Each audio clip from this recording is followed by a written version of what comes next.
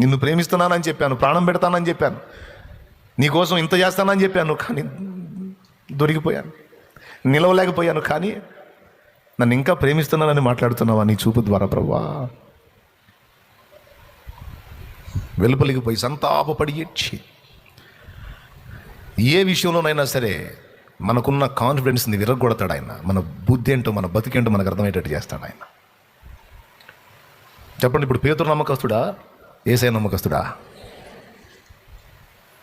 చెప్పండి, ఏబు నమ్మకస్తుడా, దేవుడు నమ్మకస్తుడా?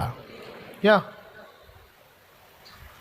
కాదులే ప్రభా, ఉన్నాయన్నీ ఎఫెక్ట్ అయ్యేసరికి అంత మొత్తం కోల్పోయా కదా, అందుకని కొద్దిగా అట్లా రివర్స్ అయ్యాలే ప్రభా. అయ్యా భక్తుడా, ఒకటి పోతే రెండంతలు ఇవ్వలేను, నువ్వు నమ్మకస్తుడివి కదరా. 10 మంది పోయారు, 20 మంది నీలేను, 500 జతలు ఎట్లు పోయాయి, 1000 జతలు ఎట్లు ఇవ్వలేను. ఏమిరా నీ భక్తి ఏది, నీ నమ్మకం ఏది, నీ విశ్వాసం ఏది? ఉన్నప్పుడేమో హల్లెలూయా అంటివి, పాంగనేమో ఏందయ్యా అంటివి. ఇదేనా నీ భక్తి, ఇదేనా నీ స్థిరత్వం, ఇదే నమ్మకత్వం? 20 మంది పోతే 40 మందిని ఇవ్వలేనా, 400 మందిని ఇవ్వలేనా?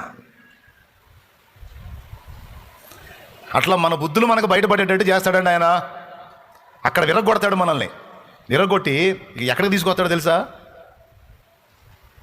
ఎన్నో మారులు నే జారిపోయిన, ఎన్నో మారులు నే తొలగిపోయిన, ఎన్నడైనా నన్ను విడనాడక, ఎన్నడైనా నన్ను విడనాడక, వెంబడించిన ప్రేమ, కృపలో దాచిన ప్రేమ, వెంబడించిన ప్రేమ, కృపలో దాచిన ప్రేమ, మరువలేదయ్యా నీ ప్రేమ, విడువలేదయ్యా, మరువలేదయ్యా నీ ప్రేమ, విడువలేదయ్యా, మరువలేదయ్యా, విడువలేదయ్యా, మరువలేదయ్యా, విడువలేదయ్యా,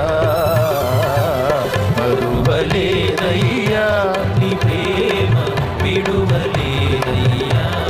దేవునికి మహిమ. అట్టొస్తాడు విరిగిపోయి, ఇక నా గొప్ప, నా నీతి, నా ప్రేమ, నా నమ్మకత్వం అనుకోకుండా నీ కృప, నీ దయ, నీ ప్రేమ, నీ నమ్మకత్వం అనుకుంటూ వస్తాడు. అలా అలా అలా చేస్తాడు. మనలో దేని విషయమైతే అహం పెరిగిపోయిందో దాన్ని తొలగించుటయ్యే దేవుని పని. అదంతా శుద్ధి చేసి, ఆ శుద్ధీకరణ జరిగించడానికి కొన్ని ప్రతికూలతలను అనుమతించి వ్యక్తిత్వాన్ని సరిచేసి మనకు ఇహపర స్వాస్థ్యాలను ఇవ్వటం దేవుని చిత్తం, సంకల్పం.